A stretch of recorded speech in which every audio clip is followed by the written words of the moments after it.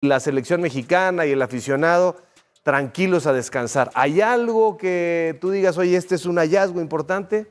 Sí, cómo no, ¿Qué? acabas de mencionar, después de la paupérrima actuación contra Colombia, no me gusta hacer comparaciones, pero la voy a hacer hoy por primera vez.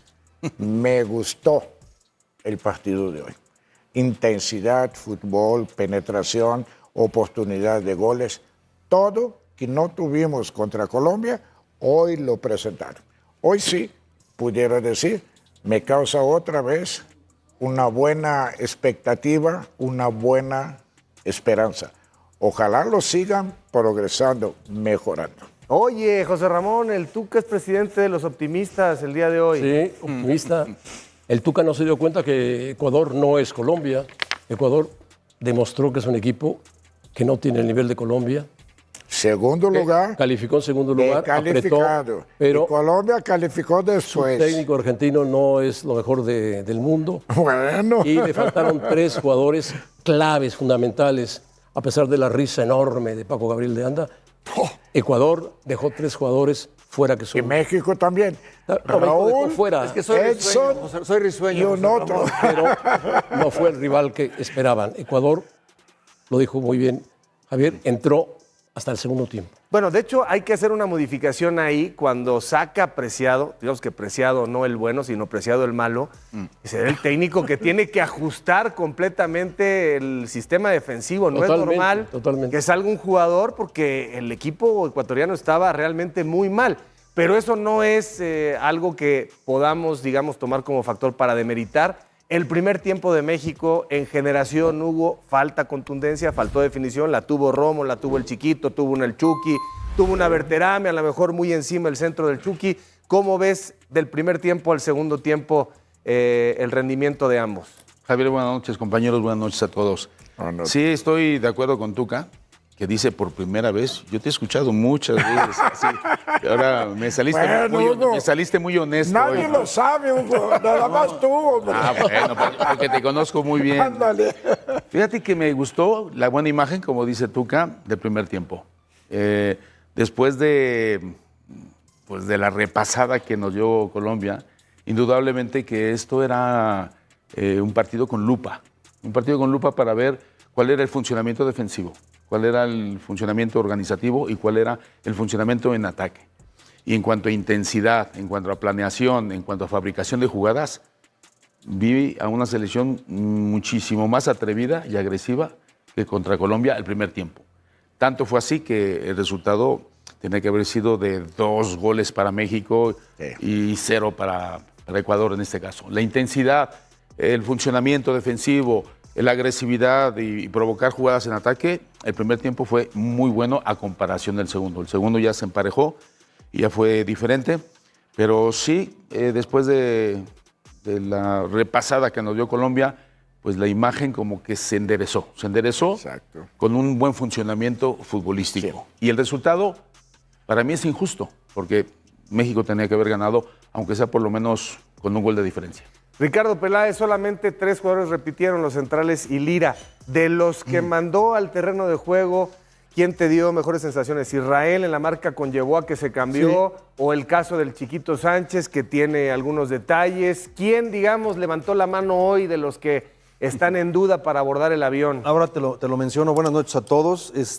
Me gustó el equipo mexicano, equilibrado. Johan sigue siendo para mí, por mucho, el jugador más seguro, el que te transmite más. Chávez hace un buen partido porque lo apareció en el área 2 o 3 veces generando fútbol ofensivo, además de cumplir con su misión defensiva. Israel Reyes para mí tendría que ser titular sí o sí en este momento.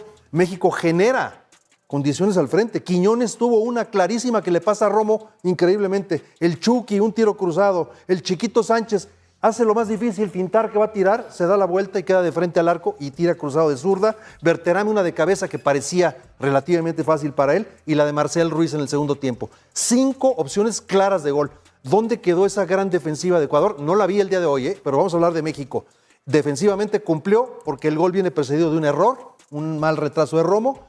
Y hablar de Romo tengo que hacerlo porque Romo tenía que haber aprovechado su regreso a la selección como titular en su cancha, con su gente, con la camiseta de la selección y no aprovechó lamentablemente esta posibilidad. Vamos a ver qué pasa a futuro. Me gustó el equipo mexicano, que mejoró muchísimo y creo que entiendo ahora por qué se hicieron los cambios. Hay una reacción favorable del equipo mexicano, saca un buen resultado. Yo creo que merecía mucho más en el terreno de juego. Paco, ¿cómo estás? Muy bien, buenas noches. Estás del lado del Risueño, Tuca. risueño, siempre soy risueño. Hay que estar risueño siempre, Paco. Aunque pierda México, hay que estar risueño. Siempre, siempre. No, empató. Sí, pero A ver, pierda. yo me quedo con lo que dice el Tuca, Hugo, Ricardo. Yo coincido plenamente en que México tenía que haber ganado este partido. Fue muy superior a Ecuador. Las ausencias importantes de Ecuador fueron en zona defensiva.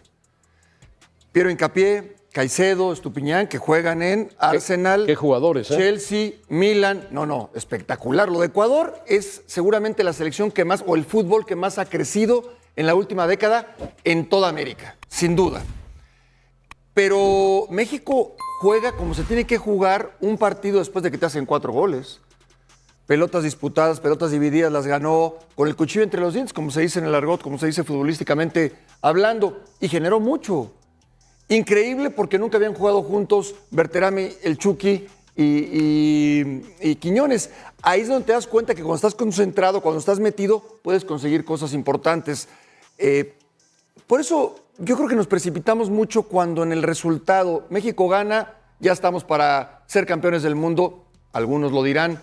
México pierde, se tiene que ir el técnico. No es con el Vasco. Le pasó a Hugo y le ha pasado a todos los técnicos cuando algo sale mal en la selección mexicana. Somos así, nos vamos al extremo.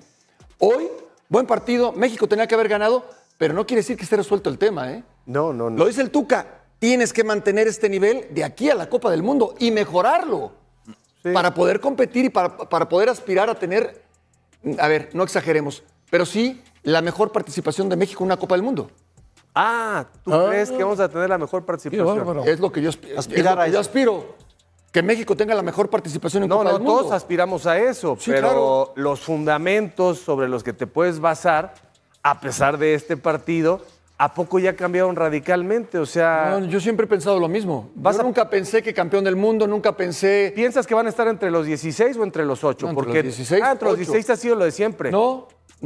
Yo espero que México pueda hacer su mejor Copa del Mundo. ¿Pero qué lugar? ¿Entre los 16 que siempre ha estado No, o entre los 8? su mejor Copa del Mundo quiere decir, ahora es diferente el formato. No, por eso. Entre los 8 Se mejores. supone, Paco, que por ser local podías dar el siguiente paso si hubiéramos hecho un Bueno, es proceso que largo. los dos mundiales México ha pasado a cuartos de final. Por eso, hoy el tema es estar entre los 8, ¿no?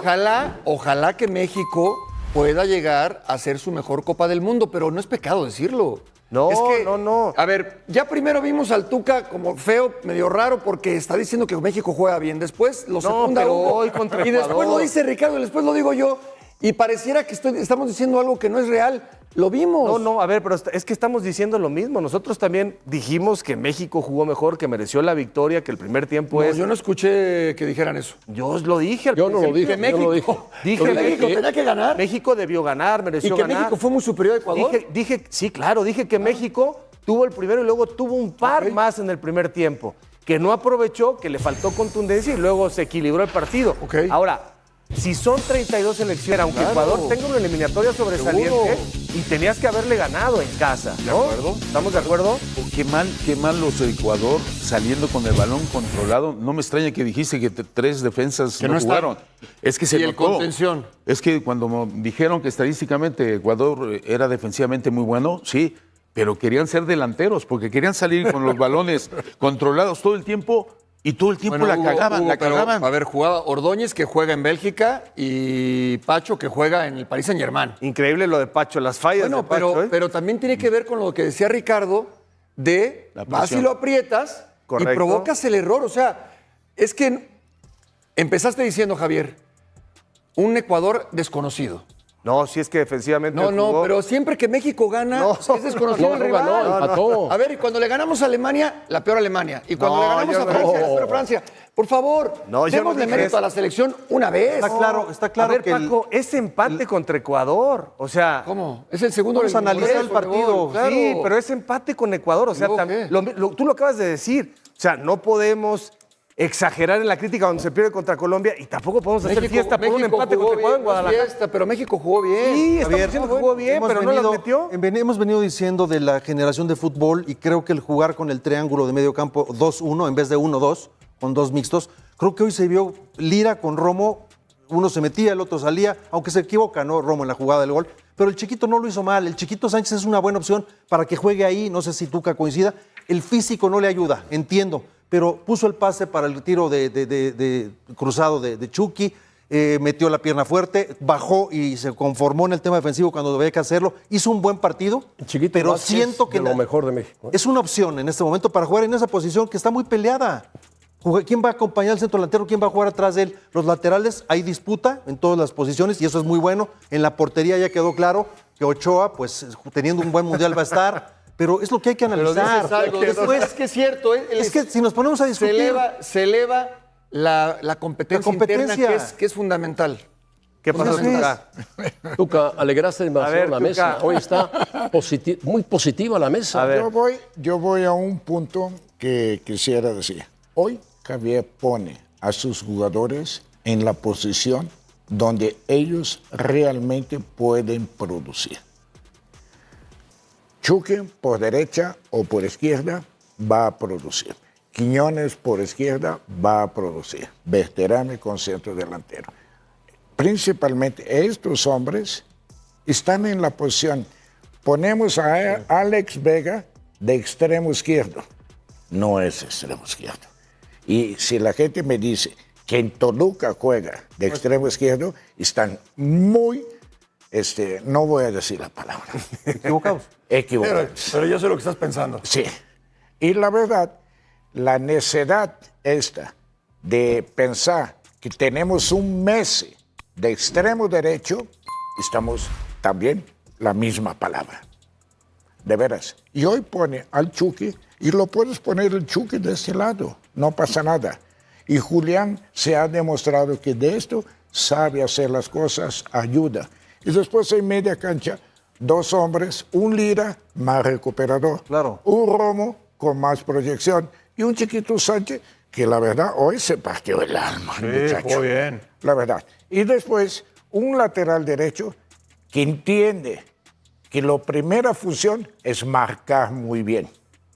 Y un otro muchacho que está en progresión. O sea, la verdad, Mateo, o sea, él juega a una sola jugada. O gana o pierde. Y naturalmente ahí va a estar Gallardo. Sí, Es otro tipo. Y el Tala, y la verdad, con los pies por arriba, para mí, tiene ventaja. Tiene ventaja sobre Malagón ya. Malagón.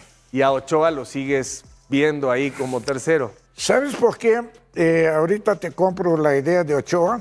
Porque ni Malagón ni el Tala se han demostrado que realmente vale. Afianzado. Bueno, vale la afianzado, pena que lo y digas. Están dejando la puerta Porque abierta al muerto. hace 2 meses. Están dejando eso. la puerta al muerto. Hace 2 meses dijiste que estaba bajo tierra 10 metros Ochoa. Hoy ya lo ves respirando en la superficie de Porque la... los dos no toma, o sea, la responsabilidad que tienen que tomar. De veras. Hoy Javier da una declaración de que en la portería no tiene nada claro. Si Malagón ha tenido, no sé, 7 o 8 juegos, ¿cómo puede tener un entrenador que le da una oportunidad a un portero y tenga duda, Hugo? Explícame. Bueno, Javier tiene su manera de manejar ahí sus situaciones, porque decir, hace 2 semanas decíamos que Malagón era el 1. Sí. Y teníamos duda del 2, del 3 y del 4. Ándale. Y de repente ahora cambiamos. O sea, Exacto. el cambio es muy rápido en cuanto a una actuación, por ejemplo, de un partido. A lo mejor todos los partidos, Ricardo, Paco, los que hemos jugado, pues a lo mejor tienes una mala tarde y tienes una equivocación o dos y a lo mejor no te salen bien las cosas, pero no por ello hay que globalizar que por eso ya no vas a estar o ya no estás. Exacto. Pero bueno, Tala Rangel hizo una desviada muy buena, esa que la picó el delantero y la tocó. Eso era gol. Sí, de Ener Valencia. Era gol. Un error en la salida de Justo. México en el segundo tiempo. Y ese era gol. Y entonces tuvo una actuación muy buena y podríamos decir que ese desvío evitó la derrota de México. Sí, fue una gran ¿Se jugada. acuerdan de la jugada esa? Etala, sí. Ahora, lo de Israel Reyes, con todo respeto, no hay mucho que pensarle. El cuate te cumple cerrándose como tercer central para que se vaya el otro, adelantándose como segundo contención cuando se fue Romo, se sabe proyectar al frente, no perdió una pelota en todo el partido, en una salida, pero cumple muy bien en todas las funciones. Para mí es el un que ha jugador muy ganado confiable. todas las millas y no sé cómo le va a hacer, pero cuando ¿Lira? regrese Edson es Lira. Creo que Lira te da referencia, es muy práctico, siempre está bien colocado, puede ser no muy profundo, no muy claro, pero es ahí ¿cómo le dices tú? El fierro, ¿no? Sí. Y normalmente tiene inteligencia Pero emocional. también estoy de acuerdo contigo. Es el que roba y a ver a quién toco. Sí. Porque nos da un pase para adelante. No, bueno, no es ese el tipo que te da una dimensión de juego distinta, pero te da equilibrio. Ah, bueno, el equipo quedaba Por lo descompensado. menos te va a recuperar balón. Sí. Y tiene un Esto gran sí. mérito. Tiene un gran mérito que él se equivocó en el tercer gol, el rechace que da al centro, que viene el tercer gol de Colombia. No es fácil, si te vuelve a poner el técnico, que des el partido que hoy da. O sea, mentalmente es un tipo a prueba de todo. Y yo creo que México hay que destacar sobre todo que vienes de un partido terrible y que presentas una buena versión y presentas una buena cara ante un rival muy complicado, claro que con ausencias, ante tu público que sabías que te podía voltear cara en cualquier momento, porque si las cosas no se daban, corrías ese riesgo y muestran personalidad los chavos. Hay que decirlo. Así como criticamos lo que se hizo contra Colombia, hoy me parece que México cumple y permite albergar las esperanzas de que si vas mejorando, llegues en tu mejor versión a la próxima Copa del Mundo, que no es la mejor generación de futbolistas, que no están en su mejor momento, lo que quieras, pero sí tienen que elevar el nivel de lo que hemos visto. Hay tiempo, quizás ya no hay tanto, quizás estamos en el límite, pero hoy, después de 3 días de una derrota terrible, México muestra una buena versión. Hay dos factores. ¿Se quedan tranquilos con lo que hizo México hoy? ¿Se quedan tranquilos? Pero no es importante Jugó en si casa, estamos tranquilos jugó en nosotros. casa. Pero que esté tranquilo Javier y Jugó los en casa, jugadores. jugó en casa. Hay que Pero hizo un buen recordarlo. partido en general, Hizo José un Ramón. primer tiempo bueno. Estamos. Sí. No, déjame decirte estoy de dos acuerdo, cosas. Nada más déjame para que no se pierda la idea. Estoy totalmente de acuerdo con lo que dicen. El contraste contra Colombia de un partido tan desastroso abismal. también es muy lógico que no des un partido réplica así, ¿no? O sea, se iba a mejorar porque se jugó muy mal. Pero lo que yo digo es, en los pequeños detalles, cuando venga el Mundial, y esto tiene que ver, son los mejores jugadores que hay, no es cierto que están en el barrio, no es cierto que están no descubiertos, son lo mejor que hay. Pero yo lo único que digo, y no dejemos de mencionarlo, es para lo que sirva. Esas 3 jugadas de gol que tiene México en el primer tiempo no se terminan definiendo por falta de ese pequeño salto de calidad que tienen otros jugadores Pero en se había otras perdido, selecciones. de un partido a otro Está perdimos bien, cosas. Está muy bien, no estamos Hoy recuperamos esa Ok, intensidad. No había Hoy generación. recuperamos. Hoy, por ejemplo, No hay la generación. presión que hace México Pero Ricardo, me pareció tú siempre lo has dicho, extraordinaria. ok, no había generación, ahora No. hay generación, pero Sí. no hay gol. Entonces, Por eso, bueno. Bueno. Ok.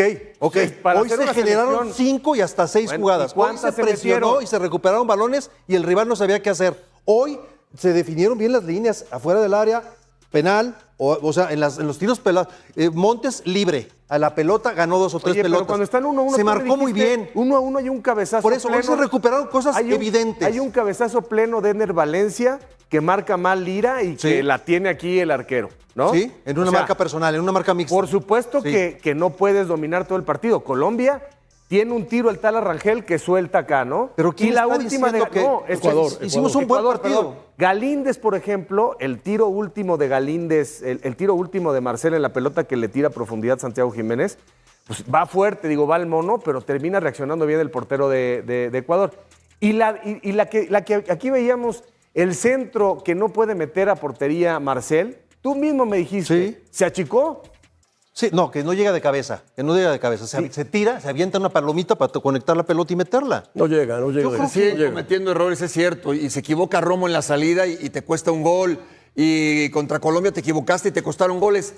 Claro que tienes que corregir. Y para definir tienes que ser más certero. Pero, por ejemplo, lo de Lira, cuando le rematan, es que él marca a Ener Valencia, que le lleva 2 cabezas. Compite, pero no alcanza, simplemente estorba. Bueno, con eso basta. Si así compite Montes, va a ganar todas. Montes no compitió así contra Colombia, por ejemplo. Por eso nos costó el primer gol. A lo que voy es, tú te puedes equivocar y tienes que, partido a partido, tener menos errores. pero mientras muestres esta intensidad y esta disposición, es muy difícil que alguien te pase por encima. Mucha diferencia la intensidad Claro. del partido contra Colombia Claro. que este partido. Y la tensión. Claro. Sí, mucha diferencia. De acuerdo con información de Jesús Bernal, el ambiente en Chivas está agitado y con un nombre en el centro de la conversación, Armando La Hormiga González. El delantero, máximo goleador del equipo en el Apertura 2025 con 6 tantos, podría iniciar en el banquillo en el duelo frente a Mazatlán, y esta posibilidad ha dejado a la afición dividida. Después de todo, estamos hablando de una de las piezas más decisivas de Gabriel Milito, un jugador que se ha convertido en símbolo de garra y eficiencia del ataque rojiblanco.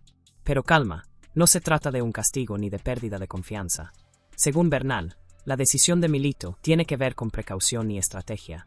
Armando todavía se está recuperando de un golpe en el ojo, el mismo que lo dejó fuera del clásico contra el América. Aunque el problema no le impide correr o entrenar, existe el riesgo de agravamiento en jugadas de contacto, algo inevitable en partidos intensos como el que se viene. Y Milito, que ha demostrado ser un técnico meticuloso, no quiere arriesgar a su goleador antes de la maratón de encuentros que se aproxima. Chivas enfrenta ahora una secuencia pesada: Mazatlán, Querétaro y, posteriormente, el clásico tapatío contra Atlas en Zapopan. 3 partidos en pocos días que exigen rotación y cabeza fría. Por eso, el entrenador estaría considerando preservar a la hormiga, pensando en el futuro y en la condición física del plantel. Es una decisión que refleja planificación y ambición, señales claras de que Chivas actúa como un equipo grande, que no se desespera y sabe valorar a sus piezas. La ausencia de González, sin embargo, cambia el escenario ofensivo. Sin su principal definidor, Milito tendrá que confiar en otras opciones del plantel para mantener el poder de fuego y seguir peleando en la parte alta de la tabla. El duelo contra Mazatlán será el sábado a las 19:07 en el Estadio Akron, y promete ser una prueba importante para medir la profundidad del plantel rojiblanco. ¿Y tú, aficionado, crees que Milito hace bien en guardar a la hormiga para el clásico tapatío o preferirías verlo en la cancha, aunque no esté al 100%? De acuerdo con información del periodista César Merlo, el Chivas ya comenzó a moverse entre bastidores para una negociación que podría marcar el próximo mercado de transferencias. Hugo Camberos está cada vez más cerca de dar el salto a Europa. Sí, el joven talento surgido en Verde Valle, una de las mayores promesas de la cantera rojiblanca, estaría en el radar del Brujas de Bélgica, que prepara una nueva oferta cercana a los $6 millones. La historia tomó fuerza tras el Mundial Sub-20, cuando Camberos regresó a Guadalajara con confianza y aún más visibilidad internacional. Según Merlo, el club belga ya había intentado contratarlo anteriormente, ofreciendo un monto cercano a su cláusula de salida, pero la forma de pago no permitió concretar el trato. Ahora, con las conversaciones reabiertas y una buena relación entre el representante del jugador, Matías Bunge, y la directiva del Chivas, el terreno comienza a prepararse para que la transferencia finalmente se realice. En los pasillos del club, el debate es intenso. Muchos aficionados consideran que Camberos debería ganar un título con el Guadalajara antes de dar el salto, mientras otros opinan que este es el momento ideal para enfrentarse al desafío europeo y desarrollarse en un entorno más competitivo.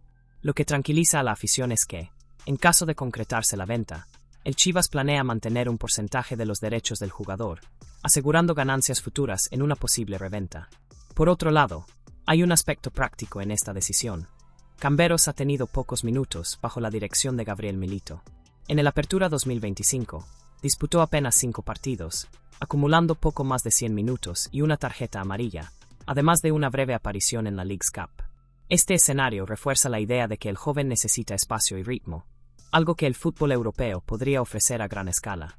Lo que parece claro es que Europa vuelve a llamar con fuerza, y el nombre de Hugo Camberos está en el centro de atención. Si la operación se concreta, podría ser otro capítulo de éxito de la cantera rojiblanca exportando talento al viejo continente. Ahora la duda queda para la afición. ¿Crees que Chivas debería vender a Camberos por $6 millones o mantenerlo hasta que logre algo grande vistiendo la rojiblanca? De acuerdo con Jesús Bernal, el Chivas podría estar a punto de sorprender en el mercado de invierno con una jugada audaz: ir por la zurda de oro sudamericana, Xavier Vizcaizacú.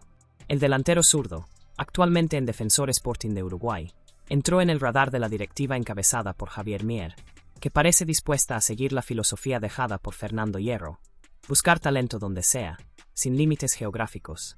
La idea es clara: el rebaño sagrado quiere reforzar su ataque con calidad y visión de futuro, y Vizcaizacú encaja perfectamente en ese perfil.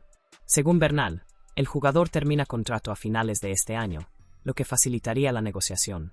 Además, su carta está valorada en cerca de 20 millones de pesos mexicanos, un monto considerado accesible para un talento que promete gran proyección. Pero lo que hace a Vizcaizacú aún más interesante para Chivas es su historia familiar y su ADN goleador.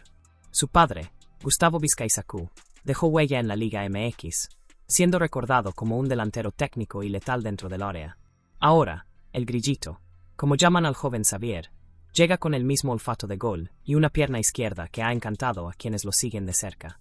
Hay también un vínculo con el fútbol mexicano. Xavier estuvo en el radar de las selecciones juveniles del Tri, bajo la supervisión de Andrés Lilini, aunque quedó fuera del Mundial Sub-20. Aún así, es visto como un talento en plena evolución, con características que podrían ser pulidas en el ambiente rojiblanco. Para el Chivas, que busca renovar sus opciones ofensivas, esta podría ser una apuesta estratégica y simbólica, una manera de mostrar que el club sigue siendo ambicioso, apuntando alto y abriendo las puertas a nombres con potencial de brillar a gran escala. Ahora la pregunta queda para la afición. ¿Te gustaría ver a Xavier Vizcaizacú vistiendo la rojiblanca como la nueva zurda de oro del Chivas?